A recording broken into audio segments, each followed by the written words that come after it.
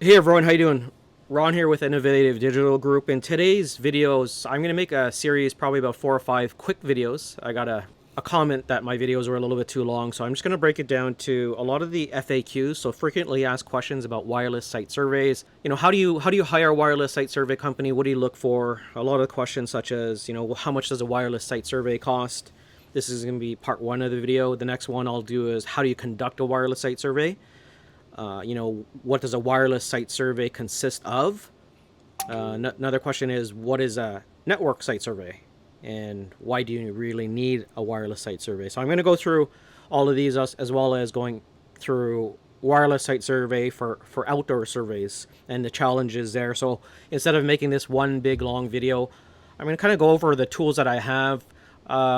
We just got a recent edition of EcoHouse Sidekick, and right now I'm just doing a display on Air Magnet Pro, so Survey Professional. And let's get into the video. So how much does a wireless site survey cost? I did a video, and you can see that the video is up here. How much does a wireless site survey cost? So there's a lot of factors with how much a wireless site survey costs.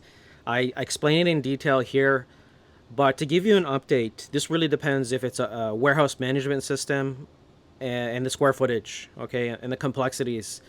So the first thing I like to do is ask Mr. Customer for schematic and what do you need? Do you need a blanket site survey? Blanket meaning, is this a brand new facility you're moving into and you need to cover the whole facility? If they say yes, the next questions are, what are the main use cases for it? The applications that are going to be running using it? Is it for voice? Is it for data? Is it for Zoom calls? Is it for streaming? Okay, because some customers only want to use VoIP through wired headsets or a wired network, Cat 6, Cat 5, mostly Cat 6, Cat 6E, etc.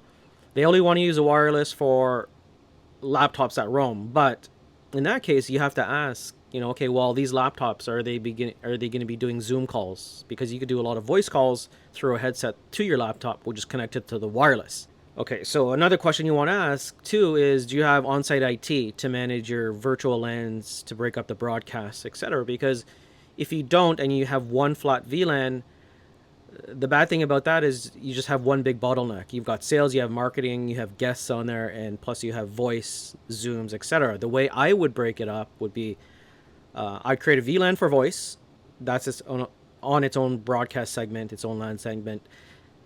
Then I'd create a VLAN for sales and a VLAN for Zoom calls slash laptop users. Okay. For the headsets, or sorry, for the wired, you create another VLAN for your wired phones. Okay. And hopefully you don't have wireless 802.11 phones. Okay. Then you also have to ask the question, do you have spread spectrum old technology or wireless headsets that do frequency hopping? Okay, I've been in a lot of facilities that run not DS frequency, but frequency hopping, which uses multiple channels that hop around, and that destroys 2.4. So a lot of times when you're doing these surveys, you have to ask all of these questions before you actually give them a price. If someone just gives you a flat rate price of, okay, it's going to cost 2,000, I would second guess that, because you really want to know, like, does this person or this individual or this primary consultant, like I'm the primary consultant, do they know what they're talking about? Do they know what they should be looking for, etc.? Because I've done over 1,000 surveys. I've flown around the world. I've worked for a lot of corporations. I've been doing 802.11 since 1999, before 2.4 even came out. I was dealing with 900 megahertz, so I've seen it all, troubleshooted. I've been in the game for a long time. So I'll give you an example. Someone asked me for a blanket site survey here. We subcontract for the big guys. A lot of the big players out there will subcontract their wireless site surveys to us, especially the companies in the US, because they don't have a presence here, so they subcontract to companies like ours, and we do fixed rate, lower rates. Okay, so what do we charge for retail customers? A customer, for example, a big corporation that might have one office site, satellite site, they want a blanket site survey.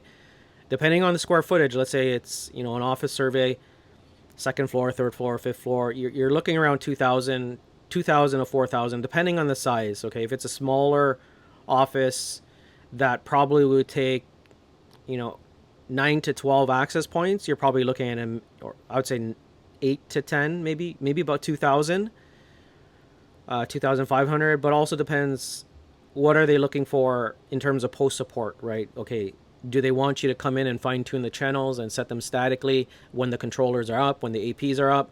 Do they want you to do channel assignment when everything is live, etc.? So roughly 2,000. When we're talking about warehouses, 200,000 square feet, I would probably start around 4,000 up to 10,000. It just depends on the racking, how narrow the aisles are, because you might be in a facility where you might need to use directional antennas, and directional antennas are going to take a lot more time to do your survey.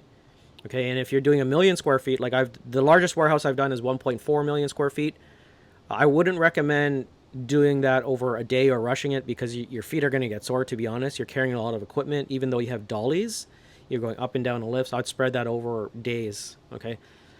And then you also want to ask, what do they need in the report? Maybe, you know, we have a standard template. This is what it includes. Are you looking for anything else? So that's going to factor in your cost, because the administrative work on the paperwork or the site survey is going to run you time.